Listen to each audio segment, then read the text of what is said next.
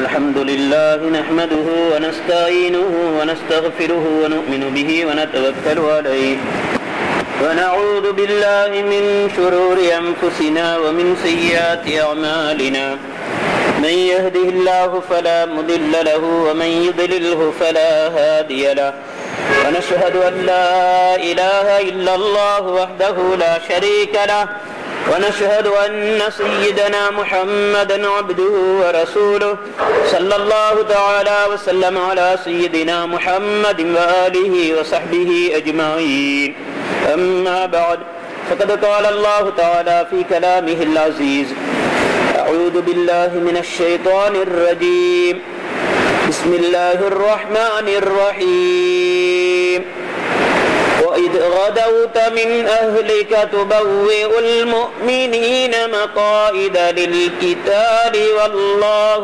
سميع عليم إذ همت طائفتان منكم أن تفشلا والله وليهما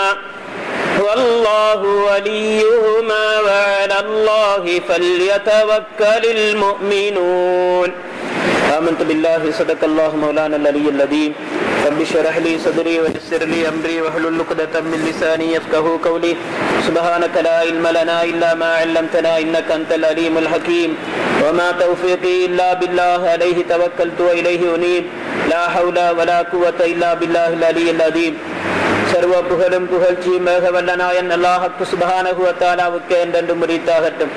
ஸலவாத்தும் ஸலாமும் எங்கள் உயிரை விடவும் மேலான எங்கள் கண்மணி நாயகம் முஹம்மது முஸ்தபா ஸல்லல்லாஹு அலைஹி வஸல்லம் அன்னவர்கள் மீதிலும் அன்னவர்களின் பரிசுத்த குடும்பத்தினர்களாகிய அஹ்லுல் பைத்துக்கள், சஹாபாக்கள், தாபிஈன்கள், தபா தாபிஈன்கள், இமாம்கள், இறைநேச செல்வர்களான அவுலியாக்கள், நாதாக்கள் கியாமம் வரைக்கும் அன்னவர்கள் மீது உண்மை முஹப்பத்து வைத்து வாழுகின்ற அத்துணை மூமின்கள் மீதிலும் என்றென்றும் ஸலவாத்தும் ஸலாமும் உண்டாகிக் கொண்டே இருக்கட்டும் என்று வேண்டி அதன் பின்னால் ஜும்ஆவின் கடமையை நிறைவேற்றி செல்வதற்காக அல்லாஹுவின் புனித இல்லத்திலே இஅ்திகாஃபுடைய நியத்துடன் அமர்ந்திருக்கும் அல்லாஹுவின் நல்லடியார்களே, பேரன்பின் இஸ்லாமிய சகோதரர்களே, அல்லாஹுவும் அவனது ஹபீப் எங்கள் கண்மணி நாயகம் ஸல்லல்லாஹு அலைஹி வஸல்லம் என்பவர்களும் எதையெல்லாம் செய்யுமாறு எவை இருக்கின்றார்களோ அவைகளை முழுமையாக எடுத்து நடக்கும்படியும் எவைகளை செய்ய வேண்டாம் என தடுத்திருக்கின்றார்களோ அவைகளை விட்டு முற்று முழுதாக தவிர்த்து பாதுகாத்து நடந்து கொள்ளுமாறு முதற்கண் எனக்கும் அடுத்து உங்களுக்கும் தக்வாவை கொண்டு வசியத்து செய்கின்றேன், நல்லுபதேசம் பெறுகின்றேன். பேரன்பின் இஸ்லாமிய சகோதரர்களே, சங்கை பொருந்திய மாதங்களுக்கெல்லாம் நாயகமாகிய ரமலான் மாதத்தை முடித்து ஷவ்வால் மாதத்திலே நாம் இருந்து கொண்டிருக்கின்றோம். ரமலான் மாதத்திலே பல்வேறுபட்ட பயிற்சிகளை வணக்க வழிபாடுகளின் மூலமாக, தக்வாவின் மூலமாக பல்வேறுபட்ட பயிற்சிகளை எங்களுடைய வாழ்க்கையில ஏற்படுத்தி கொண்ட நாம் மௌத்து வரைக்கும் அவைகள் எங்களுடைய வாழ்க்கையிலே இருப்பதற்கு அமுல் நடத்தப்படுவதற்குண்டான முயற்சியில் ஈடுபடுவோம் என்று சொன்னால் நிச்சயமாக அந்த ரமலானை கொண்டு நாம் பயன்பெற்றிருக்கின்றோம். ரமலானை கொண்டு எங்களிடத்திலே தக்வா ஏற்பட்டு இறையச்சம் ஏற்பட்டு அதன் மூலமாக நாம் தக்வா உள்ளவர்களாக மாறி அதன் மூலமாக நாம் பயன்பெற்ற மக்களாக ஆகிவிடுவோம் என்பதில் நிச்சயம் எவ்வித சந்தேகமும் இல்லை.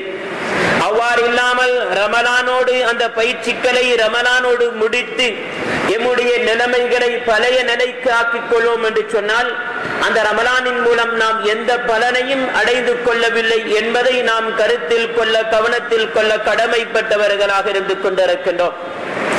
அத்தோடு இந்த ஷவ்வால் மாதத்திலே முக்கியமான ஒரு நிகழ்வு இந்த மாதத்திலே ஞாபகம் செய்யப்பட்டு கொண்டிருக்கின்றது. இஸ்லாத்தை பாதுகாப்பதற்காக, இஸ்லாத்தை வளர்த்தெடுப்பதற்காக கண்மணி நாயகம் ஸல்லல்லாஹு அலைஹி வஸல்லம் அவர்கள் உத்தம சஹாபாக்களோடு பல்வேறுபட்ட யுத்தங்களுக்கு முகம் கொடுத்தார்கள். அதிலே சென்ற மாதம் ரமலான் மாதத்திலே இஸ்லாத்திலே மிக பிரதானமான ஒரு யுத்தமாக கணிக்கப்படக்கூடிய பத்ர் யுத்தம் நடைபெற்றது என்பதை நாம் எல்லோரும் தெரிந்து வைத்திருக்கின்றோம். பத்ர் யுத்தம் ஹிஜ்ரி 2ஆம் ஆண்டு ரமலான் மாதம் 17வது தினத்திலே நடைபெற்றது.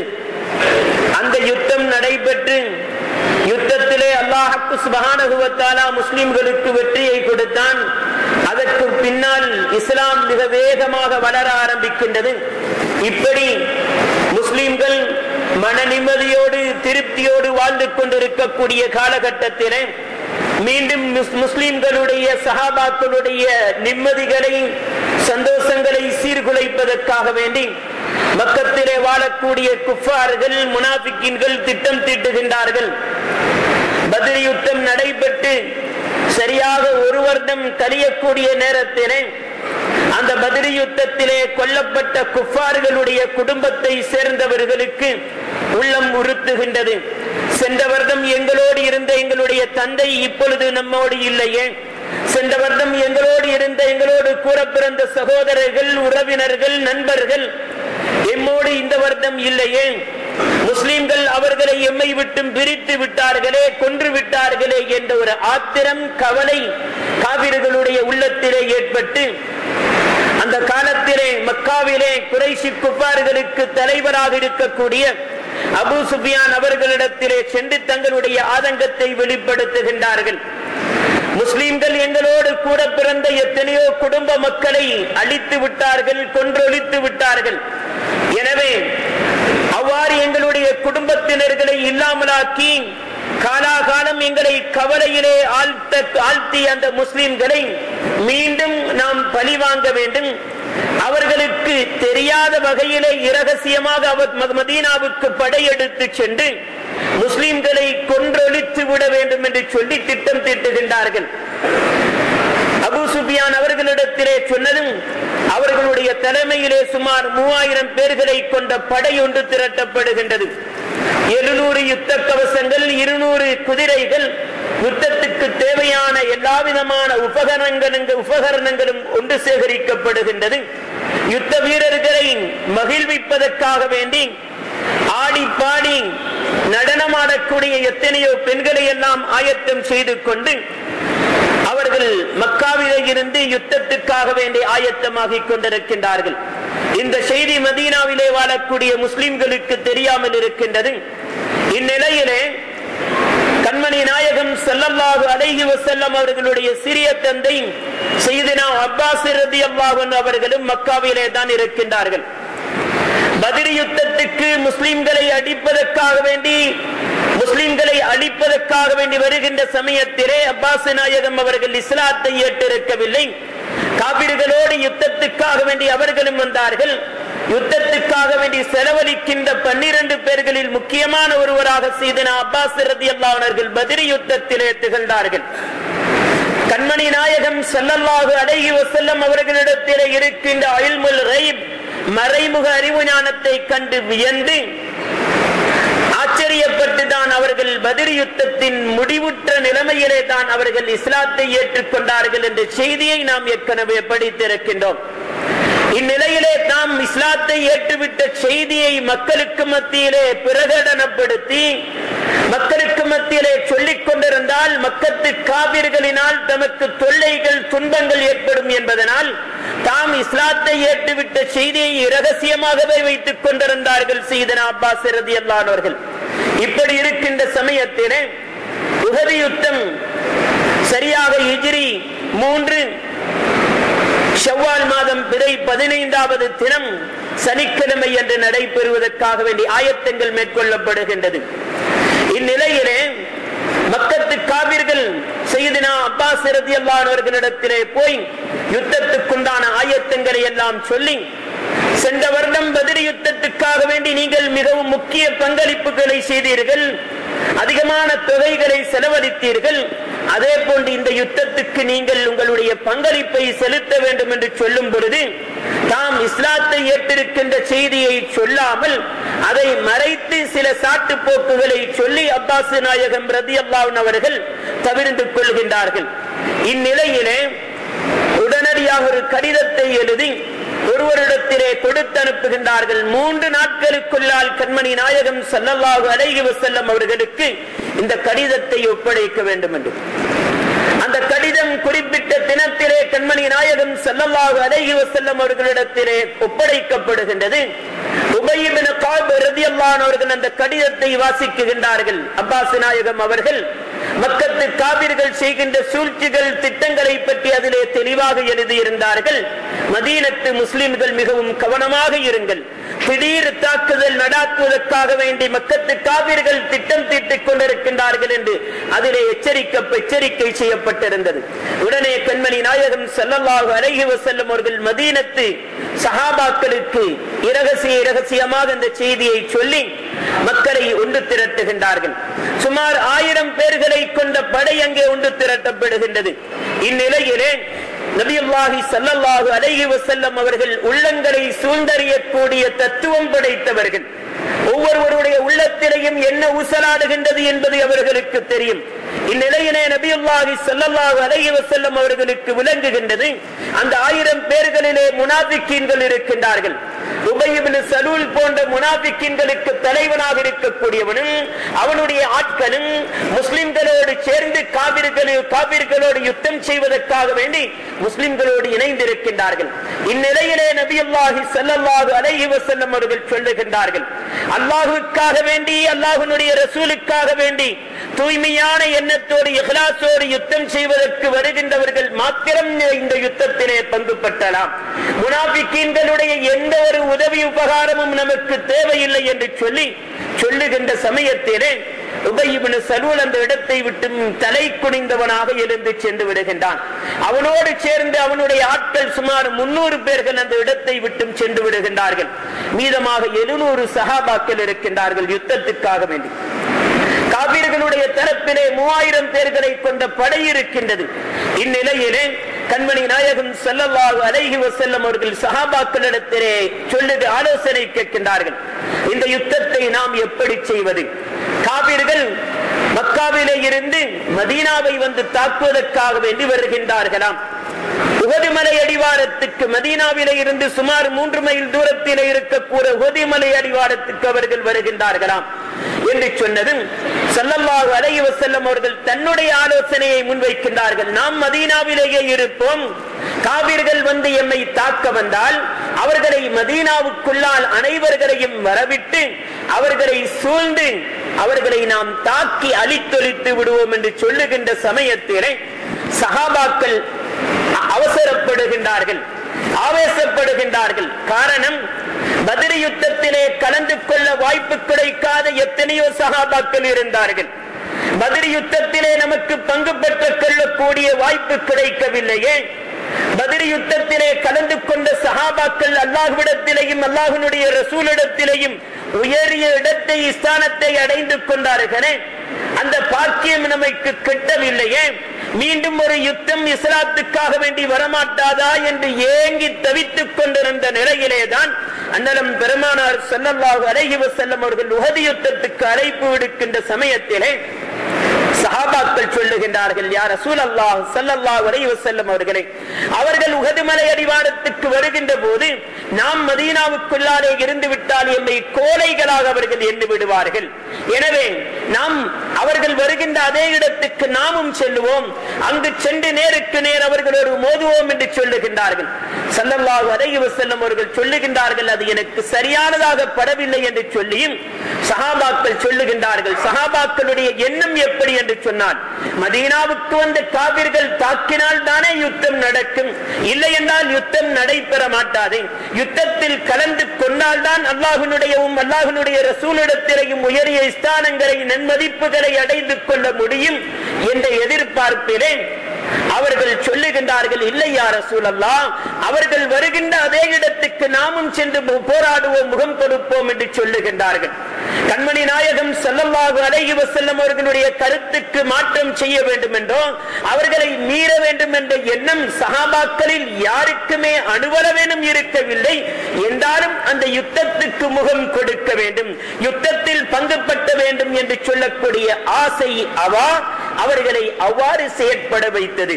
கண்மணி நாயகம் ஸல்லல்லாஹு அலைஹி வஸல்லம் அவர்கள் அதிகமான சஹாபாக்களுடைய ஆலோசனை இப்படி இருப்பதனால் வீட்டுக்குள் சொல்லுகின்றார்கள், யுத்தத்துக்குண்டான யுத்த ஆடைகளை அணிந்தவர்களாக யுத்த கவசங்களை அணிந்தவர்களாக, வாளை தன்னுடைய இடுப்பிலே தொங்கவிட்டவர்களாக வீட்டிலே இருந்து வெளிக்கிளம்பி வருகின்றார்கள். அவர்களுடைய முகத்திலே சற்று கோபத்தின் அறிகுறி தென்படுகின்றது. சஹாபாக்கள் பயந்து நடுங்கி விடுகின்றார்கள். தவறு இழைத்து விட்டோமே, கண்மணி நாயகம் ஸல்லல்லாஹு அலைஹி வஸல்லம் அவர்களுடைய கூற்றுக்கு, அவர்களுடைய ஆலோசனைக்கு நாம் மாற்றம் சொல்லிவிட்டோமே என்று உணர்ந்து மன்னிப்பு கேட்டவர்களாக ஸல்லல்லாஹு அலைஹி வஸல்லம் அவர்களிடத்திலே சொல்லுகின்றார்கள், இல்லை யா ரசூலல்லாஹ், நீங்கள் குறிப்பிட்டதை போன்று மதீனாவுக்குள்ளாலேயே இருந்து விடுவோம், அவர்கள் வந்து எம்மை தாக்கினால் நாமும் மீண்டும் தாக்குவோம் என்று சொல்லுகின்ற சமயத்திலே கண்மணி நாயகம் ஸல்லல்லாஹு அலைஹி வஸல்லம் அவர்கள் சொல்லுகின்றார்கள், அதற்குரிய நேர காலம் தாண்டி விட்டது. யுத்தத்துக்காக வேண்டி அல்லாஹ்வினுடைய ஒரு நபி, அல்லாஹ்வினுடைய ஒரு ரசூல் யுத்த கவசங்களை அணிந்து யுத்த ஆயுதங்களை எடுத்து விட்டால் அவர் யுத்தத்துக்கு சென்றே ஆக வேண்டும் என்பது அல்லாஹ்வினுடைய நியதி. எனவே இப்பொழுது நாம் அந்த இடத்துக்கு சென்றுதான் ஆக வேண்டும் என்று சொல்லி அங்கே செல்லுகின்றார்கள். 700 சஹாபாக்களோடு அவர்கள் செல்லுகின்றார்கள். அங்கே போய் யுத்தம் சனிக்கிழமை ஹிஜ்ரி 3ஆம் ஆண்டு ஷவ்வால் மாதம் 15வது தினம் சனிக்கிழமை தினத்திலே நடைபெற இருக்கின்றது. அதற்கு முன்கூட்டி ஒரு நாள் வெள்ளிக்கிழமை மாலை பொழுதிலே சையதுனா ஜாபிர் ரலியல்லாஹு அன்ஹு அவர்களுடைய தந்தை அப்துல்லாஹ் ரலியல்லாஹு அன்ஹு அவர்கள் தன்னுடைய அருமை மகன் ஜாபிர் ரலியல்லாஹு அன்ஹு அவர்களை அழைத்து சொல்லுகின்றார்கள், நாளைய தினம் சனிக்கிழமை காபிர்களோடு யுத்தம் நடைபெற போகின்றது. அந்த யுத்தத்திலே முஸ்லிம்களுடைய தரப்பில் முதலாக நான் தான் ஷஹீதாக்கப்படுவேன் என்று சொல்லுகின்றார்கள். அத்தோடு தமக்குரிய சில அமானிதங்கள் இருக்கின்றது, அந்த அமானிதங்களை எல்லாம் நீங்கள் நிறைவேற்றி விடுங்கள், என்னுடைய ஏனைய பிள்ளைகளுக்கு என்னுடைய சலாத்தை எத்தி வைத்து விடுங்கள் என்ற செய்திகளை எல்லாம் ஜாபிர் ரலியல்லாஹு அன்ஹு அவர்களுடைய தந்தை அப்துல்லாஹ் ரலியல்லாஹு அன்ஹு அவர்கள் தன்னுடைய மகன் ஜாபிர் ரலியல்லாஹு அன்ஹு அவர்களிடத்திலே வசியத்தாக சொல்லுகின்றார்கள். புகாரி ஷரீஃபிலே இந்த நிகழ்வு இடம்பெற்றிருக்கின்றது. நாளை நடைபெறுகின்ற விஷயத்தை கண்மணி நாயகம் ஸல்லல்லாஹு அலைஹி வஸல்லம் அவர்களுடைய சஹாபாக்களில் ஒருவராகிய, இறைநேச செல்வர்களில் அவுலியாக்களில் ஒருவராகிய அப்துல்லாஹ் ரலியல்லாஹு அன்ஹு அவர்கள் சொல்லுகின்றார்கள். இதுதான் இல்முல் கைப், மறைமுக அறிவு ஞானம் என்று சொல்லப்படும். நாளை என்ன நடைபெறுகின்றது என்பதை இன்றே முன்கூட்டியே சொல்லக்கூடிய தத்துவம் அறிவு ஞானம் இருக்குமாக இருந்தால் அதுதான் மறைமுக அறிவு ஞானம் என்று சொல்லப்படுகின்றது. இதன் மூலமாக என்ன உணர்த்தப்படுகின்றது என்று சொன்னால், இல்முல் கைப் என்று சொல்லக்கூடிய மறைமுக அறிவு ஞானம் நபிமார்கள் ரசூல்மார்களுக்கு மாத்திரம் அல்லாமல் ஏனைய அல்லாஹ்வினுடைய இறைநேசர்கள் அவுலியாக்களுக்கும் அந்த இல்முல் கைப் மறைமுக அறிவு ஞானம் கொடுக்கப்பட்டிருக்கின்றது என்பது இதன் மூலமாக நிரூபிக்கப்படுகின்றது என்பதை இந்த ஹதீஸுக்கு விளக்கம் சொல்லக்கூடிய முஹத்திஸீன்களான சூஃபியாக்கள் இதை நமக்கு உணர்த்தி காட்டிக் கொண்டிருக்கின்றார்கள். எனவே அடுத்த நாள் யுத்தம் நடைபெறுகின்றது. சனிக்கிழமை தினம் யுத்தம் நடைபெறுகின்றது. யுத்தத்துக்குண்டான எல்லா விதமான ஆயத்தங்களையும் கண்மணி நாயகம் ஸல்லல்லாஹு அலைஹி வஸல்லம் அவர்கள் செய்து கொள்கின்றார்கள். உஹது மலைக்கு பக்கத்தில் இருக்கக்கூடிய ஒரு சிறிய மலை குன்றின் மீது அம்பெய்துவதில் மிகவும் திறமைசாலிகளான 50 சஹாபாக்களை அப்துல்லாஹ் இப்னு ஸுபைர் ரலியல்லாஹு அன்ஹு அவர்களுடைய தலைமையிலே அந்த உஹது மலைக்கு பக்கத்தில் இருக்கக்கூடிய சிறிய மலை குன்றின் மீது நிறுத்துகின்றார்கள். நீங்கள் இங்கே இருங்கள், யுத்தம் நடந்து முடிந்து முஸ்லிம்களுக்கு வெற்றி கிடைத்து விட்டது, காபிர்கள் எல்லாம் விரண்டோடி விட்டார்கள் என்று சொன்னாலும் கூட நீங்கள் இந்த மலை குன்றை விட்டு இறங்கி வரக்கூடாது, நீங்கள் இறங்குங்கள் என்று எப்பொழுது நான் உங்களுக்கு உத்தரவிடுவேனோ செய்தி அனுப்புவேனோ அதுவரைக்கும் இந்த மலை குன்றிலேயே நீங்கள் காத்திருங்கள் என்று சொல்லி கண்மணி நாயகம் ஸல்லல்லாஹு அலைஹி வஸல்லம் அவர்கள் அந்த 50 சஹாபாக்களுக்கு உத்தரவிட்டிருந்தார்கள். யுத்தம் நடைபெறுகின்றது. யுத்தம் மும்முரமாக நடைபெறுகின்றது. காபிர்களினால் தாக்கு பிடிக்க முடியாமல் காபிர்கள் ஓட்டம் எடுக்கின்றார்கள். இந்நிலையிலே முஸ்லிம்கள் வெற்றி கண்டு வருகின்றார்கள். முஸ்லிம்களுக்கு வெற்றி ஏற்படுகின்றது. ஹம்ஸா ரலியல்லாஹு அன்ஹு, அலியின் கர்ரமல்லாஹு வஜஹு போன்ற சஹாபாக்கள் பல காபிர்களை அங்கு அங்கே வெட்டி வீழ்த்துகின்றார்கள். இந்நிலையிலே காவிர்கள் தாக்கு பிடிக்க முடியாமல் புறமுதுகு காட்டி ஓட ஆரம்பிக்கின்றார்கள். இந்நிலையிலே மலைக்கு மேலால் இருந்த அந்த மலை குன்றுக்கு மேலால் இருந்த 50 சஹாபாக்களில் அநேகமானவர்கள் சிந்திக்கின்றார்கள், யுத்தம் நிறைவு பெற்று விட்டது, காவிர்கள் புறமுதுகு காட்டி ஓடிவிட்டார்கள், இதற்கு மேல் நமக்கு இங்கு என்ன வேலை, இறங்கி சென்று நாமும் கனிமத்து பொருட்களை பொறுக்குவோமே என்று சொல்லி ஆயத்தமாகின்ற நேரத்திலே தலைமை வகித்துக் கொண்டிருந்த அப்துல்லாஹ் இப்னு ஸுபைர் ரலியல்லாஹு அன்ஹு அவர்கள் ஏனைய சஹாபாக்களுக்கு ஞாபகம் ஊட்டுகின்றார்கள். கண்மணி நாயகம் ஸல்லல்லாஹு அலைஹி வஸல்லம் அவர்கள் என்ன சொன்னார்கள், யுத்தம் முடிந்தாலும் அவர்களுடைய அறிவித்தல் வரும் வரைக்கும் இவ்விடத்தை விட்டு இறங்க வேண்டாம் என்று சொன்னார்கள் அல்லவா என்று சொல்லியும் சில சஹாபாக்கள் அதை பொருட்படுத்தாமல் மலை குன்றிலே இருந்து கீழே இறங்கி வந்து விடுகின்றார்கள். விரல் விட்டு எண்ணக்கூடிய சுமார் 7-8 சஹாபாக்கள் மாத்திரம் அவர்கள் மலையிலேயே தங்கி விடுகின்றார்கள். ஸல்லல்லாஹு அலைஹி வஸல்லம் அவர்களுடைய உத்தரவு வரும் வரைக்கும் காத்திருக்கின்றார்கள். இந்நிலையிலே புறமுதுகு காட்டி விரண்டோடிய காவிர்கள் பார்க்கின்றார்கள். தூரத்திலே இருந்து பார்க்கும் பொழுது ஆரம்பத்திலே மலைக்கு மேலால் இருந்த சஹாபாக்களில் அநேகமானவர்கள் இப்பொழுது இல்லை, விரல் விட்டு எண்ணக்கூடிய 7-8 பேர்கள் தான் இருக்கின்றார்கள். மீண்டும் இவ்வழியாக சென்று இவர்களை கொண்டு விட்டு மீண்டும் திடீரென்று முஸ்லிம்களை தாக்கினால் நமக்கு வெற்றி கிடைக்கும் என்று சொல்லி ஊகிக்கின்றார்கள். இந்நிலையிலே அவர்கள் அவ்வழியாக வந்து அந்த மலைக்குண்டிலே இருந்த சஹாபாக்களை கொன்று குவித்து விட்டு மீண்டும் திடீரென்று முஸ்லிம்கள் எதிர்பாரா வண்ணம் அவர்களை வந்து தாக்குகின்றார்கள். இந்நிலையிலே முஸ்லிம்கள் யார் காவிர்கள் யார் என்று சொல்லக்கூடிய ஒரு வித்தியாசம் தெரியாமல் அங்கே முஸ்லிம்களை வெட்ட வேண்டிய சில கவலைக்கிடமான நிலை அங்கே ஏற்படுகின்றது. இப்பொழுது இப்படி இருக்கும் பொழுது கண்மணி நாயகம் ஸல்லல்லாஹு அலைஹி வஸல்லம் அவர்களை நாம் கொன்றுவிட்டோம் என்று சொல்லி ஒரு வதந்தியை காவிர்கள் அங்கே பரப்புகின்றார்கள். அந்த செய்தி எல்லா இடத்திலேயும் பேசப்படுகின்றது. யுத்த களத்திலே கண்மணி நாயகம் ஸல்லல்லாஹு அலைஹி வஸல்லம் அவர்கள் கொல்லப்பட்டு விட்டோம், நாங்கள் கொண்டு விட்டோம் என்று சொல்லி அவர்கள் பிரகடனப்படுத்துகின்றார்கள். இந்த செய்தி சஹாபாக்களுக்கு எட்டியதும் சஹாபாக்கள் தன்னிலை மறந்து விடுகின்றார்கள். கண்மணி நாயகம் ஸல்லல்லாஹு அலைஹி வஸல்லம் அவர்களையே இழந்ததற்கு பின்னால் எதற்கு இந்த உயிர், எதற்காக வேண்டி நாம் உலகத்திலே உயிர் வாழ வேண்டும் என்று சொல்லி அவர்கள் முன்னெச்சரிக்கை இல்லாமல் அவர்கள் தாறுமாறாக அந்த யுத்த களத்திலே நடந்து கொள்கின்றார்கள். இந்நிலையிலே முஸ்லிம்களுக்கு அந்த யுத்தத்திலே தோல்வி ஏற்படுகின்றது. சையதுனா ஹம்ஸா ரலியல்லாஹு அன்ஹு அவர்கள் அந்த யுத்தத்திலே 2 வாட்களை ஏந்தியவர்களாக மிக வேக வீராவேசத்தோடு அவர்கள் யுத்தம் செய்து கொண்டிருக்கின்றார்கள். பல காவிர்களை கொண்டு அவர்கள் வீழ்த்திக் கொண்டிருக்கின்றார்கள். இந்நிலையிலே பத்ர் யுத்தத்திலே ஹம்ஸா ரலியல்லாஹு அன்ஹு அவர்களினால் கொல்லப்பட்டவர்களுடைய குடும்பத்தை சேர்ந்தவர்கள், குறிப்பாக அபூ சுஃபியான் அவர்களுடைய மனைவி ஹிந்த் என்று சொல்லக்கூடிய அந்த பெண்மணி தன்னுடைய குடும்பத்தை சேர்ந்த அநேகமானவர்களை பத்ர் யுத்தத்திலே சையதுனா ஹம்ஸா ரலியல்லாஹு அன்ஹு அவர்கள் கொண்டார்கள் என்பதற்காக வேண்டி அவர்களை பழிவாங்குவதற்காக வேண்டி வஹ்ஷி என்று சொல்லக்கூடியவருக்கு யுத்த பயிற்சிகளை எல்லாம் கொடுத்து முஸ்லிம்களோடு ஒரு யுத்தம் ஏற்பட்டால் அந்த யுத்தத்திலே ஹம்ஸா ரலியல்லாஹு அன்ஹு அவர்களை நீ கொலை செய்தால் உனக்கு தங்க ஆபரணங்களை நிறைய கொடுப்பேன், தங்கங்கள் வெள்ளிக்காசுகளை எல்லாம் தந்து பரிசால் உனக்கு தருவேன், நீ அடிமையாக இருக்கக்கூடிய உன்னை உரிமையிட்டு விடுவேன், உன்னுடைய அந்தஸ்துகளை உயர்த்துவேன் என்றெல்லாம் சொல்லி ஆசை வார்த்தையை ஊட்டியிருந்தால் உஹது யுத்தத்திலே வஹ்ஷி என்று சொல்லக்கூடிய ஒரு இடத்திலே ஹிந்த் என்று சொல்லக்கூடிய அபூ சுஃபியான் அவர்களுடைய மனைவி நஞ்சூட்டப்பட்ட ஒரு கூறிய ஆயுதத்தை கொடுத்திருந்தால்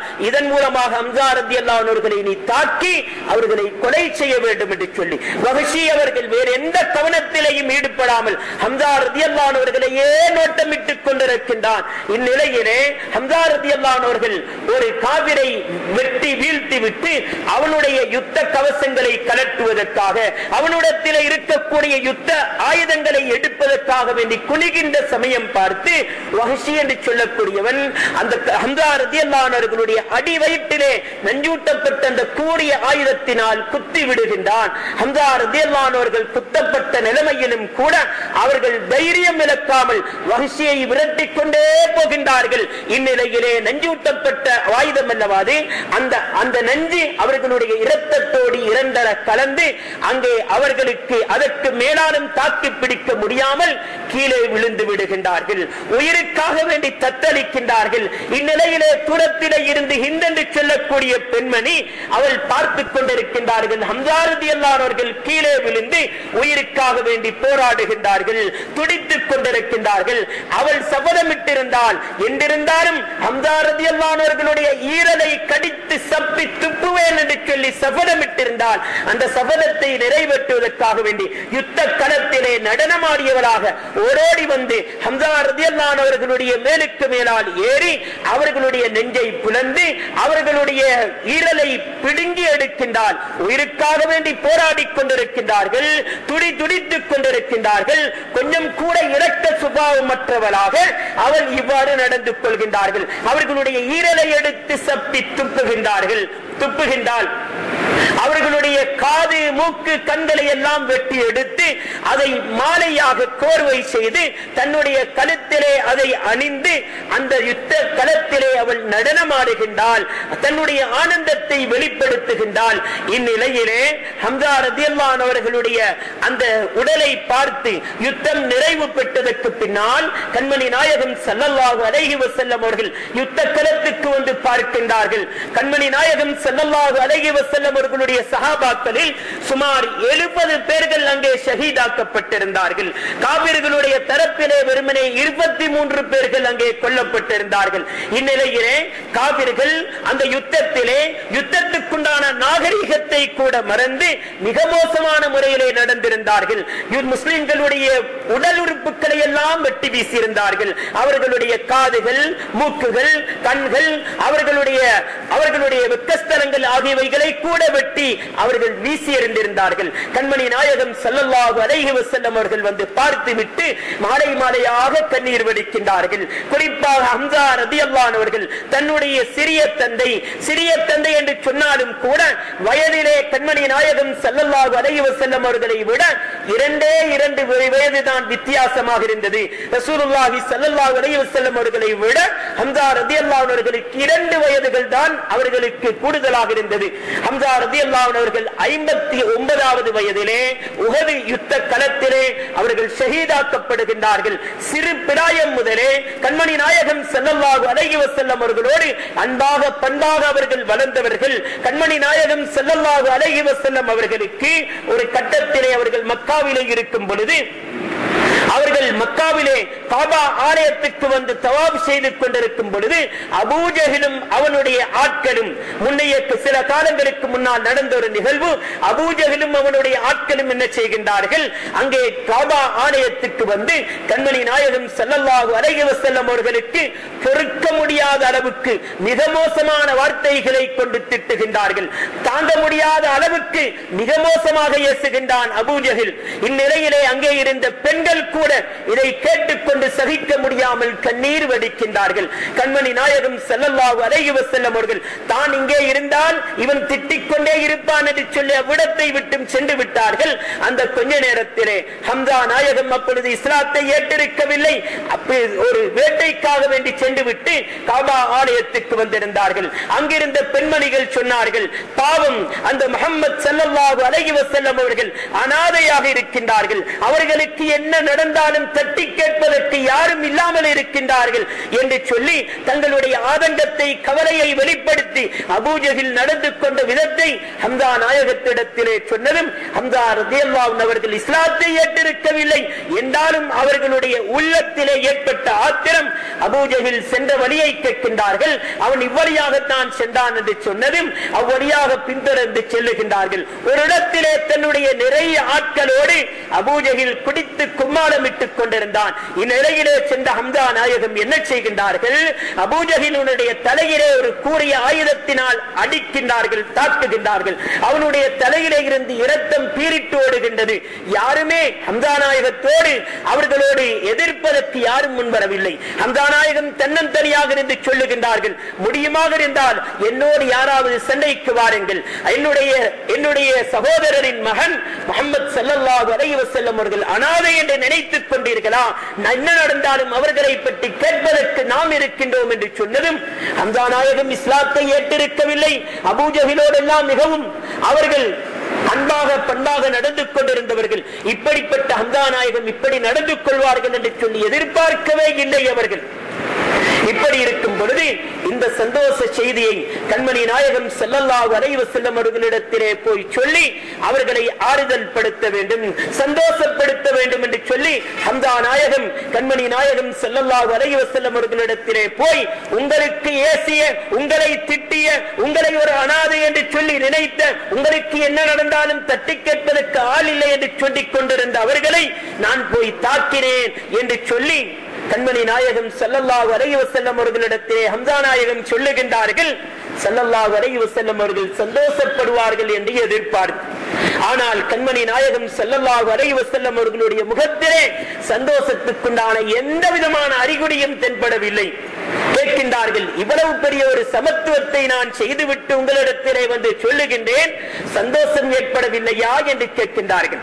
கண்மணி நாயகம் ஸல்லல்லாஹு அலைஹி வஸல்லம் அவர்கள் சொல்லுகின்றார்கள், நீங்கள் என்னுடைய இரத்தம், என்னுடைய தந்தையின் சகோதரன், இப்படிப்பட்ட ஒரு செய்தியை செய்ததன் மூலமாக எனக்கு சந்தோஷம் ஏற்பட மாட்டாது.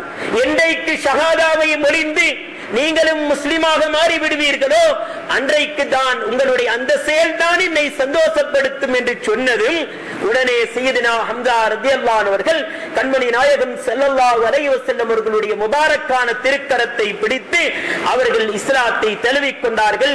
நபித்துவம் கிடைத்து 6வது ஆண்டிலே நடைபெற்றது. ஹம்சா ரலியல்லாஹு அன்ஹு அவர்கள் இஸ்லாத்தை ஏற்று சரியாக 3 நாள் கழியும் பொழுதுதான் இஸ்லாத்தின் 2வது கலீஃபா சையதுனா உமர் இப்னு அல்-கத்தாப் ரலியல்லாஹு அன்ஹு அவர்களையும் அவர்களும் இஸ்லாத்தை ஏற்றுக்கொண்டார்கள். ஹம்சா ரலியல்லாஹு அன்ஹு அவர்கள் இஸ்லாத்தை ஏற்றுக்கொண்டதற்கு பின்னால் இஸ்லாத்துக்காக வேண்டி அயராது உழைத்தார்கள். யுத்தங்களில் எல்லாம் முகம் கொண்டார்கள், முகம் கொடுத்தார்கள், பல்வேறுபட்ட தியாகங்களை செய்தார்கள். கண்மணி நாயகம் ஸல்லல்லாஹு அலைஹி வஸல்லம் அவர்களுக்கு எப்பவும் உறுதுணையாக ஒத்துழைப்பாக இருந்து கொண்டே இருந்தார்கள். இப்படிப்பட்ட சையதுனா ஹம்சா ரலியல்லாஹு அன்ஹு அவர்கள் யுத்த களத்திலே, உஹது யுத்த களத்திலே ஷஹீதாக்கப்பட்டு விடுகின்றார்கள். சையதுனா ஜாபிர் ரலியல்லாஹு அன்ஹு அவர்களுடைய தந்தை அப்துல்லா ரலியல்லாஹு அன்ஹு அவர்களும் அந்த யுத்தத்திலே ஷஹீதாக்கப்பட்டிருக்கின்றார்கள். அப்துல்லா ரலியல்லாஹு அன்ஹு அவர்களுடைய அந்த முகத்தை பார்க்க முடியாத அளவுக்கு காபிர்கள் மிகவும் கோரமான முறையிலே சின்ன பின்னப்படுத்தி இருந்தார்கள். நபியுல்லாஹி ஸல்லல்லாஹு அலைஹி வஸல்லம் அவர்கள் பார்த்து மாலை மாலையாக கண்ணீர் வடிக்கின்றார்கள். இந்நிலையிலே ஜாபிர் ரலியல்லாஹு அன்ஹு தன்னுடைய தந்தையின் முகத்தை பார்ப்பதற்காக வேண்டி வருகின்றார்கள். நபியுல்லாஹி ஸல்லல்லாஹு அலைஹி வஸல்லம் அவர்கள் சஹாபாக்களுக்கு சொல்லுகின்றார்கள், தந்தையின் முகத்தை பார்த்தால் ஜாபிர் ரலியல்லாஹு அன்ஹு அவர்கள் பொறுக்க மாட்டார்கள், எனவே அவர்களுக்கு வேறு பராக்கை காட்டி அவரை திசை திருப்பி விடுங்கள், வேறு பக்கமாக அழைத்து சென்று விடுங்கள் என்று சொல்லும் பொழுது சஹாபாக்கள் எத்தனிக்கின்றார்கள் அவர்களை திசை திருப்புவதற்கு. ஆனால் ஜாபிர் ரலியல்லாஹு அன்ஹு அவர்கள் விடாப்பிடியாக இருக்கின்றார்கள். கடைசியாக என்னுடைய தந்தையின் முகத்தை ஒரே ஒரு விடுத்தம் பார்ப்பதற்கு எனக்கு அவகாசம் தாருங்கள் என்று கெஞ்சுகின்றார்கள், கதறுகின்றார்கள். நபியுல்லாஹி ஸல்லல்லாஹு அலைஹி வஸல்லம் அவர்கள் சொல்லுகின்றார்கள், உங்களுடைய தந்தையின் முகத்தை பார்த்தால் நீங்கள் சகித்துக் கொள்ள மாட்டீர்கள், அதனால் தான் பார்க்க வேண்டாம் என்று சொல்லுகின்றேன் என்று சொல்லிவிட்டு சொன்னார்கள், ஜாபிரே, உங்களுடைய தந்தை இப்பொழுது இஸ்லாத்துக்காக வேண்டி தன்னுடைய உயிரை அர்ப்பணம் செய்து ஷஹீதாக்கப்பட்டிருக்கின்றார்கள். இந்நிலையிலே அல்லாஹ்வுக்காக வேண்டி தன்னுடைய உயிரை அர்ப்பணித்த காபிர்கள் இவ்வளவெல்லாம் கோரமான முறையிலே அவர்களை சின்ன பின்னப்படுத்தி இருக்கக்கூடிய அவர்களோடு அவர்கள் இப்பொழுது ஷஹீதாக்கப்பட்டு மையத்தாக இருக்கின்றார்கள். இந்நிலையிலே உங்களுடைய தந்தையோடு அல்லாஹ் எந்த விதமான திரையும் இல்லாமல் நேருக்கு நேராக பேசிக் கொண்டிருக்கின்றான் என்று சொன்னதும் ஜாபிர் ரலியல்லாஹு அன்ஹு அவர்களுடைய உள்ளத்திலே சந்தோஷம் ஏற்பட்டு கேட்கின்றார்கள், அல்லாஹ் என்னுடைய தந்தையோடு பேசுகின்றானா? அவர்கள் ஷஹீதாக்கப்பட்டிருக்கும் நிலையில் அவர்களோடு பேசுகின்றானா? என்ன பேசுகின்றான் என்று கேட்கின்றார்கள்.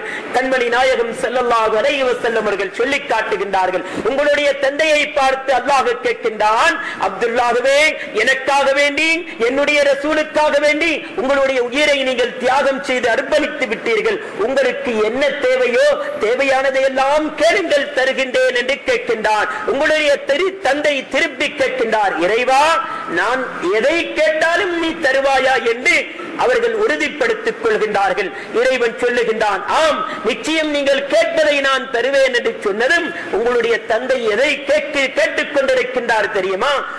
இறைவா, மீண்டும் நீ எனக்கு உயிரை தர வேண்டும், மீண்டும் என்னை நீ ஹயாத்தாக்க வேண்டும், நான் உலகத்திலே உயிர் வாழ வேண்டும், இஸ்லாத்துக்காக வேண்டி நடைபெறக்கூடிய இன்னுமொரு யுத்தத்திலே நான் கலந்து கொள்ள வேண்டும், அந்த யுத்தத்திலேயும் இதைவிடவும் மோசமாக நான் ஷஹீதாக்கப்பட வேண்டும், அந்த யுத்தத்துக்கு பின்னாலும் மீண்டும் நான் உயிர் கொடுத்து எழுப்பாட்டப்பட வேண்டும், மீண்டும் இன்னொரு யுத்தத்திலே கலந்து கொள்ள வேண்டும், அதிலேயும் ஷஹீதாக்கப்பட வேண்டும். உலகத்திலே இருக்கும் காலமெல்லாம் இஸ்லாத்துக்காக வேண்டி நடைபெறுகின்ற அத்தனை யுத்தங்களிலேயும் கலந்து கொள்ள வேண்டும், அத்தனை யுத்தங்களிலேயும் நான் ஷஹீதாக்கப்பட்டுக் கொண்டே இருக்க வேண்டும், மீண்டும் மீண்டும் நான் உயிர்ப்பிக்கப்பட்டுக் கொண்டே இருக்க வேண்டும். இதை மாத்திரம்தான் நான் உன்னிடத்திலே கேட்கின்றேன் இறைவா என்று சொன்னதும் இறைவன் சொல்லுகின்றான், உங்களுடைய தந்தையை பார்த்து, அப்துல்லாஹ்வே கேட்கக்கூடாத ஒன்றை கேட்டுவிட்டீர்கள், ஒரு மனிதனுக்கு மௌத்து என்பது ஒரு தடவை தான் என்பது என்னுடைய கலாக்கதிரிலே தீர்ப்பளிக்கப்பட்டு விட்டது, எனவே நீங்கள் அதை அனுபவித்து விட்டீர்கள், இதை தவிர்த்து எதை கேட்டாலும் நான் தருவேன் என்று சொல்லி உங்களுடைய தந்தையை பார்த்து அல்லாஹ் சொல்லுகின்றான் என்று சொல்லி கண்மணி நாயகம் ஸல்லல்லாஹு அலைஹி வஸல்லம் அவர்கள் ஜாபிர் ரலியல்லாஹு அன்ஹு அவர்களுக்கு சுட்டி காட்டுகின்றார்கள். இதுவெல்லாம் எதை உணர்த்துகின்றது? ஒரு மனிதன் மரணித்து விட்டாலும் கூட அல்லாஹ்வினுடைய இறைநேசர்கள், அல்லாஹ்வுக்காக வேண்டிய உலகத்திலே வாழ்ந்து மறைந்தவர்கள், உலகத்தை விட்டு மறைந்தாலும் அவர்கள் மௌத் என்ற பெயரை அவர்கள் அனுபவித்தாலும் கூட அவர்கள் மரணித்து விட மாட்டார்கள்.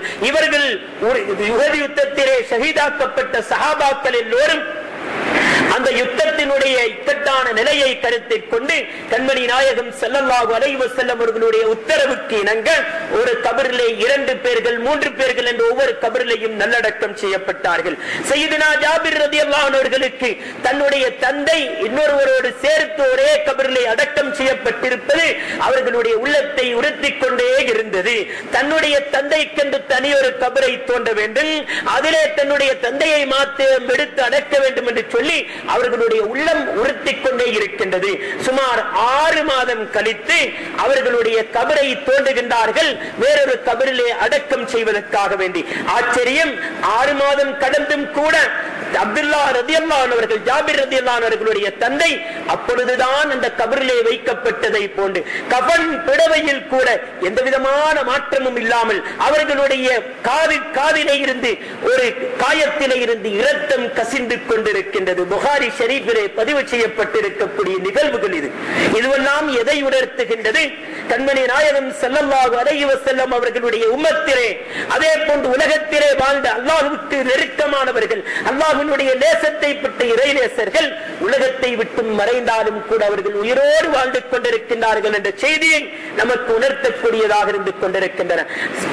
கபரிலே அடக்கம் செய்யப்பட்ட உஹது யுத்தத்திலே ஷஹீதாக்கப்பட்ட சஹாபாக்கள் கபருக்கு சென்றதற்கு பின்னால் கபரிலே தாம் ஹயாத்தோடு இருப்பதையும் தமக்கு அல்லாஹ்வின் புறத்திலே இருந்து ரிஸ்குகள் கொடுக்கப்படுவதையும் நினைத்து சந்தோஷப்பட்டவர்களாக நினைக்கின்றார்களாம். இந்த செய்தியெல்லாம் நம்முடைய குடும்பத்தவர்களுக்கு இந்த செய்தி எட்டுவிட்டால் ஆனந்தம் அடைவார்களே என்று நினைக்கும் பொழுது அல்லாஹ் குர்ஆன் ஆயத்தை இறக்கி வைக்கின்றான். வலா தஹ்ஸபன்னல்லதீன குதிலு ஃபீ ஸபீலில்லாஹி அம்வாதா பல் அஹ்யாஉன் இன்த ரப்பிஹிம் யுர்ஸகூன ஃபர்ஹீன பிமா ஆதாஹுமுல்லாஹு மின் ஃபத்லிஹி என்று சொல்லக்கூடிய அந்த ஆயத்து அந்த கட்டத்திலே தான் உஹது யுத்தத்திலே ஷஹீதாக்கப்பட்ட அந்த நல்லடியார்கள் சுஹதாக்கள் அடக்கம் செய்யப்பட்டதற்கு பின்னால் அவர்களை பற்றி தான் அந்த ஆயத்து இறக்கப்பட்டது. மரணித்தவர்கள் என்று அவர்களை நீங்கள் நினைத்து விட வேண்டாம். அவர்கள் உங்களுடைய பார்வையிலே மௌத்தானவர்களாக இருந்தாலும் அல்லாஹ்விடத்திலே உயிர் வாழ்ந்து கொண்டிருக்கின்றார்கள். அல்லாஹ்விடத்திலே இருந்தவர்களுக்கு ரிஸ்க் கொடுக்கப்படுகின்றது. அல்லாஹ் அவர்களுக்கு கொடுத்திருக்கக்கூடிய சிறப்புகள் வரிசைகளை வைத்து சந்தோஷமாக அவர்கள் உயிர் வாழ்ந்து கொண்டிருக்கின்றார்கள் என்ற செய்தியை அல்லாஹ் குர்ஆனின் மூலமாக இந்த உம்மத்துக்கு உணர்த்தி காட்டிக் கொண்டிருக்கின்றார். குர்ஆனும் ஹதீஸும் இப்படியெல்லாம் சொல்லிக் கொண்டிருக்கும் பொழுது சமீப காலத்திலே எத்தனையோ வழிகட்ட கொள்கை கோட்பாட்டுடையவர்கள் சொல்லுகின்றார்கள், மரணித்தவர்கள் அவர்கள் மரணித்து விட்டால் மண்ணோடு மண்ணாகி விடுவார்கள். இறைநேசர்களான அவுலியாக்கள் என்ன, நபிமார்கள் ரசூல்மார்களாக இருந்தாலும் கூட அவர்களும் மண்ணோடு மண்ணாகி விடுவார்கள் என்று சொல்லி தற்காலத்திலே பெரும் பேரறிஞர்கள் எதை கேட்டாலும் குர்ஆனின் மூலமாகவே பதிலளிக்கக்கூடியவர்கள், எத்தனையோ பேர்களை அந்நிய மதத்தவர்களை இஸ்லாத்துக்குள் நுழைவித்தவர்கள் என்று சொல்லி நம்முடைய சமூகம் போட்டி புகழ்ந்து கொண்டிருக்கக்கூடிய எத்தனையோ பேர்கள் இன்று அக்கருத்தை குர்ஆனுக்கு மாற்றமான கருத்தை. குர்ஆன் சொல்லுகின்றது, மரணித்து விட்டாலும் அல்லாஹ்வினுடைய நேசர்கள் உயிர் வாழ்ந்து கொண்டிருக்கின்றார்கள் என்று குர்ஆன் சொல்லும் பொழுது, அவர்கள் நபியாக இருந்தாலும் ரசூலாக இருந்தாலும் கூட மண்ணோடு மண்ணாகி விடுவார்கள் என்பது குர்ஆனுடைய கருத்துக்கு, ஹதீஸினுடைய கருத்துக்கு முரணானது என்பது நமக்கு திட்ட தெளிவாக இருந்து கொண்டிருக்கின்றன. பேரன்பின் இஸ்லாமிய சகோதரர்களே, சமீப காலத்திலேயும் கூட அவர்களுடைய கூற்று பொய்யானது, குர்ஆன் ஹதீஸினுடைய கூற்று உண்மையானது என்பது நிரூபிக்கப்பட்டது. சென்ற வருடம் சிரியாவிலே ஹுஜர் பின் அதி ரலியல்லாஹு அன்ஹு அவர்களுடைய கபரு வழிகேடர்களினால் உடைக்கப்பட்டு அவர்களுடைய கபரு அகற்றப்பட்டது. கபரை அவர்களுக்கு தோண்டி மக்களுக்கு இதோ பாருங்கள் இங்கே எதுவும் இல்லை என்று காட்டுவதற்காக வேண்டி தோன்றினார்கள். ஆச்சரியம், 1400 ஆண்டுகளுக்கு முன்னால் அடக்கப்பட்ட ஹுஜர் பின் அதி ரலியல்லாஹு அன்ஹு அவர்கள் அப்படியே அவர்களுடைய உடம்பு இருந்தது. இன்டர்நெட்டிலே, இணையதளத்திலே இவைகளை இன்றும் கூட பார்க்கக்கூடியதாக இருக்கின்றது. அவர்களுடைய காயங்களிலே, உடம்பிலே இருந்த காயங்களிலே இருந்து இரத்தம் கசிந்து கொண்டிருக்கக்கூடிய நிலையிலே அவர்கள் இருந்தார்கள். அதே போன்று சுமார் ஒரு வருடத்துக்கு முன்னால் லிபியாவிலே ஒரு சஹாபியினுடைய கபர் உடைக்கப்பட்டது. வழிகேடர்கள் சொல்லுகின்றார்கள், இந்த கபரிலே எதுவுமே இல்லை, இறைநேசர்கள் ஒன்று கிடையாது, இவர்கள் எல்லோரும் மண்ணோடு மண்ணாகி விட்டார்கள் என்பதை மக்களுக்கு காட்டுவதற்காக இந்த கபரை உடைத்தார்கள். அங்கே ஜுஹைர் பின் கைஸ் ரலியல்லாஹு அன்ஹு அவர்கள் என்று சொல்லக்கூடிய ஒரு இளம் சஹாபி அங்கே நல்லடக்கம் செய்யப்பட்டிருக்கின்றார்கள். அவர்களுடைய ஜனாதா வெளியிலே எடுக்கப்படுகின்றது. 1400 ஆண்டுகளுக்கு முன்னால் வாழ்ந்த அந்த சஹாபியினுடைய தலையிலே ஒரு இரத்த காயத்திலே இருந்து கபரிலே இருந்து வெளியெடுக்கும் பொழுது இரத்தம் பீரிட்டு ஓடிக்கொண்டே இருக்கின்றது. பல தடவை அந்த இரத்தத்தை துடைக்கின்றார்கள், துடைக்க இரத்தம் பீரிட்டு வந்து கொண்டே இருக்கின்றது. அதை அப்படியே அந்த இடத்திலே ஒரு பிடவையை வைத்து அவர்கள் கட்டி வேறு இடத்திலே அடக்கம் செய்வதற்காக வேண்டி எடுத்து செல்லுகின்ற காட்சிகள் எல்லாம் இணையதளத்திலே, இன்டர்நெட்டிலே இன்றைக்கும் கூட பார்க்கக்கூடியதாக. வழிகேடர்களுடைய கருத்துக்கள் பொய்யானவைகள், குர்ஆனும் ஹதீஸும் சொல்லுகின்றவைகள் தான் உண்மையானவைகள் என்பது 1400 ஆண்டுகளுக்கு பின்னாலும் கூட இன்னும் கூட நிரூபிக்கப்பட்டுக் கொண்டிருக்கக்கூடிய உண்மையை நாம் விளங்கிக் கொள்ளக்கூடியவர்களாக இருந்து கொண்டிருக்கின்றது. எனவே பேரன்பின் இஸ்லாமிய சகோதரர்களே, உஹது யுத்தத்திலே முஸ்லிம்களுக்கு தோல்வி ஏற்படுவதற்கு 2 காரணம். ஒன்று, சஹாபாக்கள் கண்மணி நாயகம் ஸல்லல்லாஹு அலைஹி வஸல்லம் அவர்களுக்கு மாறு செய்ய வேண்டும் என்ற நோக்கம் கிடையாது, என்றாலும் அந்த யுத்தத்தில் கலந்து கொள்ள வேண்டும் என்ற ஆசை, ஆவேசம் அவர்களை அந்த அளவுக்கு அவர்களை ஆளாக்கியது. கண்மணி நாயகம் ஸல்லல்லாஹு அலைஹி வஸல்லம் அவர்களுடைய ஆலோசனைக்கு அங்கே மாற்றம் செய்யப்பட்டது ஒரு காரணம். அடுத்து இரண்டாவது, அந்த உஹது மலைக்கு பக்கத்தில் இருக்கக்கூடிய மலைக்குண்டின் மேல் இருந்த 50 சஹாபாக்களில் அநேகமானவர்கள் யுத்தம் நிறைவு பெறுவதற்கு முன்னால் இறங்கி வந்தது இரண்டாவது காரணம். இன்னும் பல காரணங்கள் சொல்லப்படுகின்றது. எனவே இக்காரணங்களை வைத்துதான் முஸ்லிம்களுக்கு தோல்வி ஏற்பட்டது உஹது யுத்தத்திலே. என்றாலும் கூட அந்த தோல்வி அதற்கு பின்னால் பல யுத்தங்களிலே முஸ்லிம்களுக்கு வெற்றியை ஈட்டிக் கொடுப்பதற்கு அந்த தோல்வி ஒரு காரணமாக அமைந்தது என்பதையும் வரலாற்று ஆசிரியர்கள் நமக்கு அழகாக படம் பிடித்து காட்டிக் கொண்டிருக்கின்றார்கள். எனவே அந்த உஹது யுத்தத்தின் மூலமாக இன்னும் சொல்வதற்கு எத்தனையோ பாடங்கள், படிப்பினைகள் இருக்கின்றது. நேரம் இடம் தராமல் இருந்து கொண்டிருக்கின்றது. சந்தர்ப்பம் கிடைத்தால் வேறொரு சந்தர்ப்பத்திலே பார்த்துக் கொள்வோம். அல்லாஹ் சுப்ஹானஹு வ தஆலா அந்த உஹது யுத்தத்தின் மூலமாக என்னென்ன பாடங்கள், படிப்பினைகளை வைத்திருக்கின்றானோ அவைகளை நம்முடைய சிந்தனைக்கு எடுத்து வழிகட்ட கொள்கைகளை விட்டு நாம் எம்மை பாதுகாத்து உண்மையான ஈமானோடு வாழ்ந்து உண்மையான சுன்னத் வல் ஜமாஅத் கொள்கையிலே வாழ்ந்து அதே கொள்கையிலே மூத்தாகக்கூடிய பாக்கியத்தை அல்லாஹ் நம் அத்தனை பேருக்கும் தந்தருள் புரிவானாக. வ ஆகிரு தஅவானா அல்ஹம்துலில்லாஹி ரப்பில் ஆலமீன். அல்ஹம்துலில்லாஹ்.